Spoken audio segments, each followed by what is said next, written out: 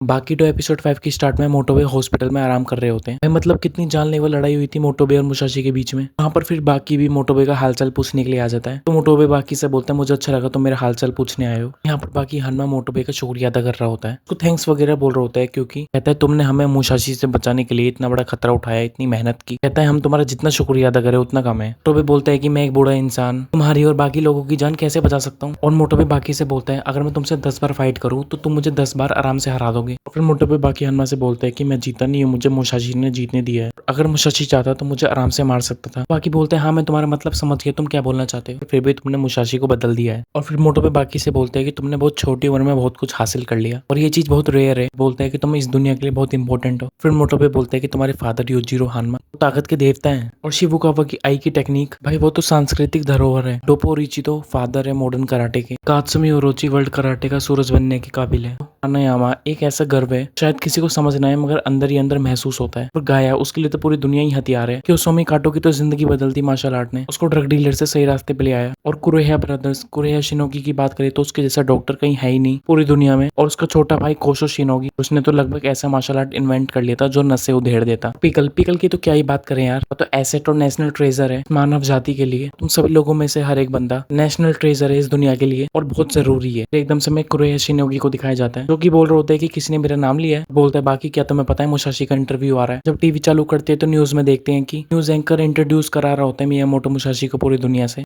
बोलते हैं कि आज हमारे सामने बैठे हैं मियामोटो मुसाशी सेंगोकू वगैरह वाले। और कहता है इस बात में कितनी सच्चाई है वो हमें पता नहीं है अभी। फिर न्यूज एंकर मुसाशी से कहता है तुम्हें कब से लगता है कि तुम मियामोटो मुसाशी हो सेंगोकू वगैरह वाले। और फिर मुसाशी बोलता है कब से का क्या मतलब है, मैं ही मियामोटो मुसाशी हूँ। और ये इंटरव्यू पूरे शहर के लोग देख रहे होते हैं बाहर लगे बड़े टीवी पर। और बाकी हनमा और बाकी लोग भी देख रहे होते हैं और उन सबको पता होता है भाई ये न्यूज एंकर कितनी बड़ी गलती कर रहा है, ये मौत को दावत देने जैसी बात है। फिर न्यूज एंकर कहता है भाई तुम्हारे पास क्या सबूत है इसका। अरे भाई अगर मुसाशी ने सबूत दे दिया तो ये न्यूज एंकर जिंदा भी बचेगा। चलो वो छोड़ो। फिर मुसाशी बोलता है सबूत का क्या मतलब है, मैं तुम्हारे सामने बैठा हूँ, मैं ही मियामोटो मुसाशी हूँ। रिपोर्टर ये सब सुन के भाई डर जाते हैं, हक्का बक्का हो जाता है एकदम। न्यूज एंकर ये सुनकर पूरा हिल जाता है। भाई मुसाशी इतना कहते ही उस न्यूज एंकर का हाथ काट देता है। और यहाँ पर उसको फील भी होता है भाई उसका हाथ कट चुका है। अगर ये काम इमेजिनरी तलवार से होता है तो इतना डरने की जरूरत नहीं है भाई। वो सोच ही रहा होता है कि मेरे साथ क्या हुआ, इतने मुसाशी खड़े हो जाते और न्यूज एंकर को बोलते हैं कि तुमने मेरा बहुत अपमान किया है, मैं तुझे इससे ज्यादा बकचोदी नहीं करने दूंगा। भाई उसका गला भी काट देता है, लिटरली उसको फील हुआ होता है उसके गर्दन कट के गिर चुकी है। न्यूज एंकर कहते हैं कि अगर ये असली तलवार होती मेरा सर मेरे कदमों में होता अभी। कि हनमा भी न्यूज में देख रहा होता है कि मुसाशी का दिमाग अब गर्म हो रहा है। इतने में मुसाशी सीरियस होकर बोलते हैं तुम लोगों से मुझे कोई फर्क नहीं पड़ता, तुम मुझे असली मियामोटो मुसाशी मानो या ना मानो, मगर मैं जानता हूँ कि मैं असली मियामोटो मुसाशी हूँ। इतना कहते ही वो उस रिपोर्टर को बीच में से काट देते हैं और मुड़कर वहां से जाने लगते हैं। टोकुगावा को बोलते हैं कि अब हमारा चलने का समय हो गया। इतने में हम लोग देखते हैं कि सारे लोग शॉक हो जाते हैं क्योंकि वो मुसाशी की इमेजिनरी तलवार देख लेते हैं उसके पास। इस न्यूज एंकर को देख के एक बात मैं समझ गया, कीड़ा सिर्फ दिमाग में ही नहीं होता और कहीं भी होता है, समझ जाओ भाई। और न्यूज एंकर बेहोश हो गया था इसलिए वो हॉस्पिटल चला जाता है जहाँ पे उसका इंटरव्यू आ रहा होता है। हाँ वो बता रहा होता है जब मुसाशी ने मुझे बीच में से काटा अपने ऑर्गन कटता हुआ हर चीज फील कर रहा था मैं। और फिर पुलिस डिपार्टमेंट में दो लोग उस वीडियो को देख रहे होते हैं जब मुसाशी ने उस न्यूज एंकर को काटा होता है बीच में से। समझने की कोशिश करते हैं क्या हुआ कैसे हुआ। फिर इतने में एसीपी कहते हैं कि मुसाशी ने काटा हो या ना काटा हो बट हमारे पास अथॉरिटी है, हम उसको कस्टडी में लेके पूछताछ कर सकते हैं। और इतने में हम देख सकते हैं कि टोकुगावा मेंशन के बाहर बहुत सारी पुलिस कार आ चुकी है, बहुत सारे पुलिस वाले और उनका एक मेन ऑफिसर ओसुका भी आया होता है। टोकुगावा बाहर होते हैं और उनसे बोलते तुम्हारी हिम्मत कैसी हुई मेरे मेंशन में आने की। टोकुगावा कहते हैं कि मुसाशी ने कुछ गलत नहीं किया, उसने असली तलवार से किसी को नहीं मारा, नकली तलवार से काटा है। कहते हैं तुमने मेरी नींद खराब कर दी। टोकुगावा सीरियस होकर बोलते हैं कि बाहर चले जाओ मुसाशी आने से पहले। और फिर हम इतने में देखते हैं कि मुसाशी बाहर आ रहा होता है टोकुगावा मेंशन से। उसके पास दो दो तलवार देख के भाई पुलिस वाले डर के वहां से भाग जाते हैं। मुसाशी भी उनके पीछे जाने लगता है। टोकुगावा उसको बोलते हैं अरे तुम अंदर जाओ ना, मेरी गारंटी है कि कोई पुलिस वाला कोई प्रधानमंत्री भी मेरे मेंशन के अंदर नहीं आ सकता तुमको अरेस्ट करने के लिए। अगर तुम बाहर चले गए तो मैं तुम्हें बचा नहीं सकता अरेस्ट होने से। मुसाशी टोकुगावा को गले लगाता है बड़े आराम से और बोलते हैं कि तुमने मेरे लिए आज तक जो कुछ भी किया है मैं उसके लिए तुम्हारा शुक्रिया मंद हूं। मुसाशी वहां से चला जाता है। फिर इतने में ही बाहर उसको ऑफिसर ओसुका मिल जाता है। हम देखते कि मुसाशी का फिर से वही खतरनाक ओरा आने लगता है। मुसाशी कहता है मैंने तुमसे कह दिया ना मैं तुम्हारे साथ नहीं जाऊंगा। ऑफिसर ओसुका कहता है देख भाई मैं तय करूंगा कि तुम मेरे साथ आओगे या नहीं। फिर वो कहता है कि ये दोनों तलवार मेरे हवाले कर दो, चुपचाप मेरे साथ चलो, अगर तुम मेरी सारी बात मानोगे तो हम तुम्हें कम मारेंगे। मुसाशी का इतनी बात सुनकर ही खून खोल जाता है। मुसाशी कहते हैं अगर तुम्हारे अंदर दम है तो मुझे अरेस्ट करके दिखाओ। ऑफिसर ओसुका सबको इशारे करता है, अपना यंत्र निकाल लेते हैं मुसाशी को पकड़ने के लिए। मुसाशी कहते हैं कि तुम छोटे मोटे खिलौने लेकर आए मुझे पकड़ने के लिए। मुसाशी उन पुलिस के यंत्रों को काट देते हैं बड़े आराम से। फिर ऑफिसर ओसुका के चेहरे पर बहुत जोरदार मुक्का मारते हैं। उनके साथ जितने भी हट्टे कट्टे कॉप्स आए थे पूरी तरह से मारा होता है मुसाशी ने। तलवार का यूज भी नहीं किया भाई, और बड़े आराम से वहां से निकल जाते हैं। ये चीज अब नेशनल न्यूज बन चुकी है, हर जगह मुसाशी की बातें ही हो रही हैं। बाकी हानमा भी न्यूज देख रहा होता है मुसाशी की, और बाकी हानमा बहुत गहरी सोच में होता है। वो उस बात को याद कर रहा होता है जो मोटोबे ने उससे कही होती है, मुसाशी बहुत अलग इंसान है इस दुनिया से और वो बहुत अकेला है। फिर हमें दिखाई जाते हैं कि मुसाशी एक पुल के नीचे आग जलाकर बैठे होते हैं और इतने में ही उनसे मिलने ऑफिसर ओसुका आया होता है। वैसे मैं इसके लिए भी कुछ बोलने वाला था ऑफिसर के लिए, मगर कोई बात नहीं, इंसान से गलती हो जाती है। फिर इतने में ऑफिसर ओसुका मुसाशी को कहते हैं अपनी तशरीफ उठाओ और सरेंडर कर दो फटाफट। मुसाशी बोलता है ऑफिसर ओसुका से, भाई तुम मुझसे ऐसे क्यों बात कर रहे हो इतनी बुरी तरीके से, अभी भी चिढ़ा हुआ है कि मैंने तुझे मारा था। फिर ऑफिसर ओसुका बोलते कि मैं तुमसे दोबारा नहीं बोलूंगा और अपनी गन तान देते हैं मुसाशी के ऊपर। ऑफिसर ओसुका बोलते हैं कि मैं पूरी तैयारी के साथ आई हूँ, मेरे पास बहुत सारी फोर्स है, तुम्हारा बाहर वेट कर रही है। भाई देखो मैं गलत था,